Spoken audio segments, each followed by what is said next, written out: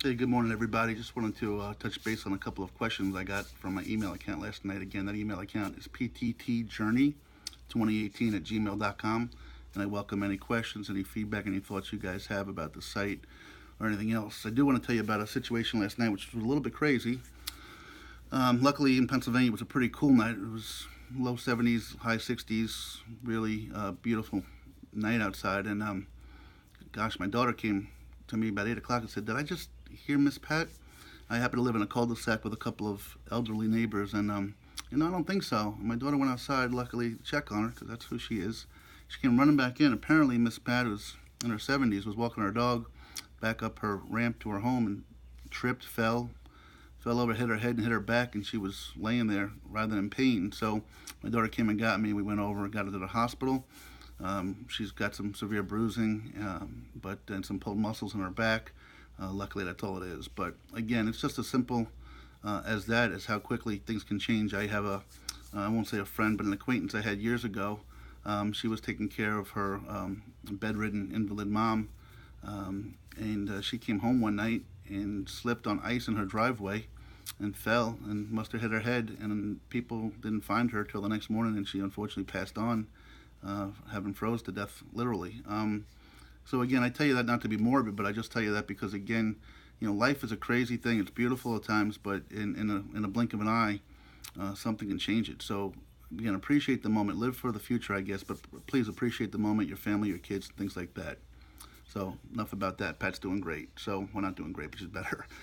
A couple of questions that came up that I thought were, I got a lot of questions, but two that really stuck out at me was what route am I planning on taking on this journey of mine? So my initial plan was to take the Lincoln Highway, which leaves here in York, or is in York, and runs all the way out through Chicago and across the Midwest out to San Francisco. And that was my original plan, and it still may be that plan, but I think not. I think I'm leaning towards something else. So again, the main reason I'm doing this journey is to be able to talk to my kids and tell my kids some things about people and the stories I found, but also plan on writing a book about it and tracking and journalizing everything. But as I was sitting here last weekend, I had a probable change in plans. Um, when you think about America, society, where we are today, people, things like that, um, I realized that Missouri has a couple of towns that I would really like to stop by and meet the people and get their perspective.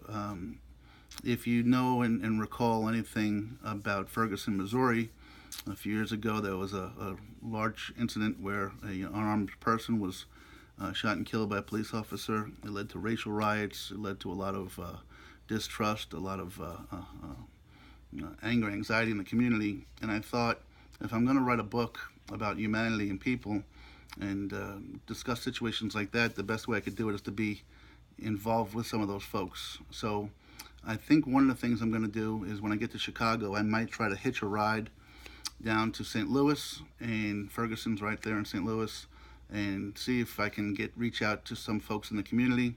Hopefully through social media, this word might spread to them. I would love to speak with some of the family, but I think it'd be important for the book to have that perspective. I can think what I think now. I can comment on it. I can share whatever my opinions on it right now. But how important and great would it be if I was able to share the perspective of the folks that lived it? Okay, on both sides. So I think Ferguson, Missouri, is someplace that I would uh, plan and like to stop. I think it would make a great chapter or two in the book. Along with that is if I continue out west in Missouri, there's another town out there, which again, if you can recall, probably I think it was 2011 or 12. Joplin, Missouri, was a town that was completely decimated, just completely decimated by a tornado. And if you talk about people that have a right to be angry, or you want to talk about faith and humanity and compassion, um, I think I would really like to head out that way and stop in Joplin and talk to some of the folks again to get their perspective. What did they feel as it happened? What things happened as they went? How did they keep faith? What faith did they lose?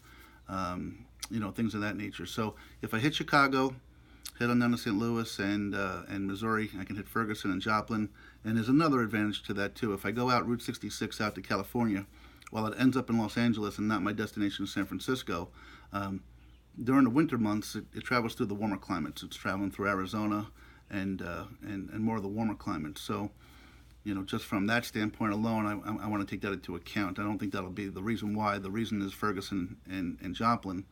But again, to walk through the Colorado Rockies in October, November, and the Sierra Nevadas in November probably could definitely be taxing physically. The mountains and the snow and the weather as a possibility. So this way, not only would I cover Ferguson, not only would I cover Joplin, but I would also get some warmer weather. So right now, I'm probably leaning towards that. Again, we're still months away from those towns, but I'll keep you in tune as we go.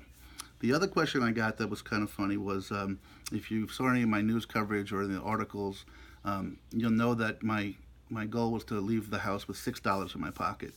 And people say it's a pretty random number, Jim. How'd you come up with $6? But I'll explain why. So locally here, I go to the local mini marts in town, and typically they've got a 2-for-4 deal on Gatorades or Monster drinks or energy drinks and things like that. So, and their bottled water is about 99 cents a pop. So again, that very first day, I want to make sure I'm hydrated, and I want to make sure, not make sure, but I'm hoping that I can take the $6, and when all is said and done, be able to show society that humanity took care of me enough that all I had to leave home with was those $6. So I figure if I buy a 2-for-4 Gatorade, 2 bottles of water for the trip that very first day to stay hydrated, the journey starts from there, and hopefully that's all I'll need. I may be greatly mistaken, but we'll find out. So anyway, thanks for your questions. Keep them coming.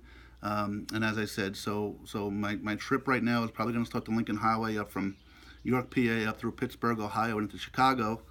And at that point, I may look to head down towards St. Louis and go from there and take Route 66 across. And I know at some point off of Route 66, I will definitely diverge back up north because while LA is great and I might like LA, my goal is to end up in San Francisco and walking down Lombard Street. I don't know if anybody knows Lombard Street, but it's rumored to be the curviest or bendiest road in the world.